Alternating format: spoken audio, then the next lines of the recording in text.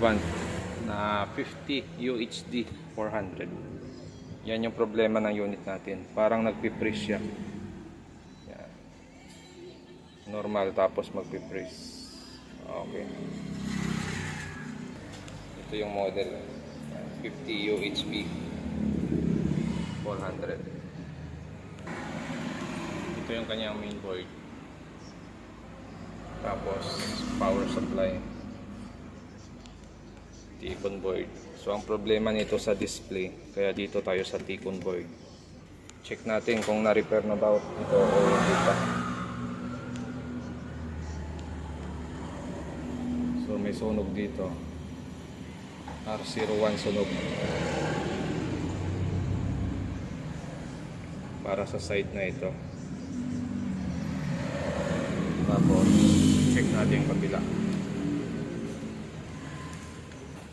So yung dito sa kabila parang okay pa, parang wala pang sunog dito, malinis pa yung kabila. Okay, baka isang side lang may problema dito. Kung ito lang may problema, try natin hang ngayon natin yung isang side. So tingnan natin kung gagana. Check natin kung okay pa yung isang side niya. Pag okay pa yung isang side, may pag-asa pa ito. Pero kung may sira din yung side na ito, baka wala nang pag-asa ito. Power on lang natin. Tingnan natin kung may display. Ayun, bar lines siya. Oh. So, yung side na ito, bar lines din. No? Ayan. Kakaroon siya ng bar lines. Yan o. Okay. So negative yung isang side na ito. Tanggal natin ito. Kinabit natin ito. Testing natin. Tingnan natin display. So ganyan din siya. Blanco din siya. So parang mas malala yung issue dito sa kabila. Kasi blanco talaga. Dahil yan sa isang resistor dito. Malamang nag-open na yung isang resistor dito. Kaya missing supply na, kulang na yung supply niya. So try muna natin yan ayusin. Titingnan natin kung mapapatino natin yung display nito. So ito, nag-try tayo. So yung value ng resistor na tinanggal natin dyan kanina ay 101. So nilagyan natin siya ng 100 ohms. So okay naman siya. Pero tinanggal natin yung D004. Ni-remove natin yung D004 para hindi ulit masusunog itong resistor natin. Kasi pag nakakabit pa rin yung D004 na yan, susunugin lang niya yung resistor natin. Yan. So tingnan natin yung display. So kalahati lang yung kinabit ko. Yan o. So yung kalahati niya ay nagka-display ng normal ano. Pero mayroon na siyang guhit sa baba. Oh. May problema na rin yung baba natin. Okay, try natin kabit yung kabila. So ito siya, naikabit natin ng buong screen. Ayan. So pansin natin dito, nawawala pa naman yung dito. Ayan, oh. So, nawawala siya. Tapos yung sa pinakataas natin, ganun din. Konting guhit din doon. Okay.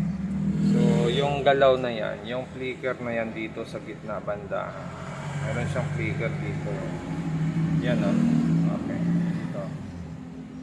Yan. So, may guhit na lumalabas ano. Ay, pwedeng mawala yan.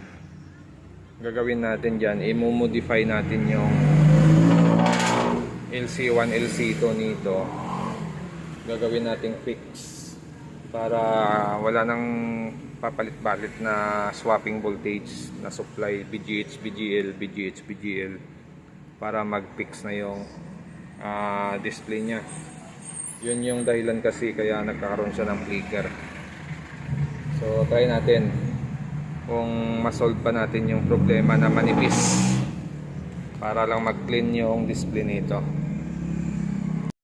Siya. Bali yan yung minodify natin. Dito yung ating swapping voltage, itong dalawang test point dito. Tapos ito yung BGH natin. So tinap natin yan dito sa baba na side. Tapos yung sa taas na side natin dito ay dito naman sa BGL. Pero yung circuito dito na manggagaling sa IC, kinat natin yan. Dapat i-open circuit nyo yan, saka kayo mag-bypass ng BGH saka ng BGL para doon sa LC1, LC2 natin. So yung ganitong setup, magkabilaan na ito, magkakaroon siya ng BGH, BGL na fix, hindi na swapping voltage. Okay?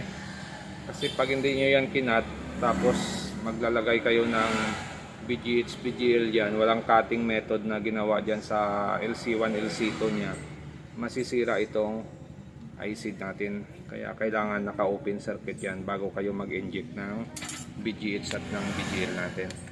So ito, testing natin. Tingnan natin yung display kung may pagbabago. Ayan. Pero yung mga ganitong repair ay hindi talaga 100% pwedeng mag-perfect. Pwedeng may problema pa rin maiwan, pero pwede siya. Ayun, no? Mayroon pa rin siyang lines dun sa taas, pero manipis na lang. Tapos pagdating dito sa baba naman, mayroon din siyang light na lines dito. Yun, no?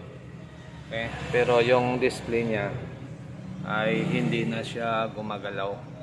Fix na yung display niya. Yan. So pwede pa. Ito, obserbahan natin kung magtuloy-tuloy. Pag hindi, wala na. Pero pag nagtuloy-tuloy ito, hindi nagluko, ibig sabihin pwede pa siya. At kung bago lang kayo sa aking channel, huwag kalimutan mag-subscribe sa susunod ulit natin na video.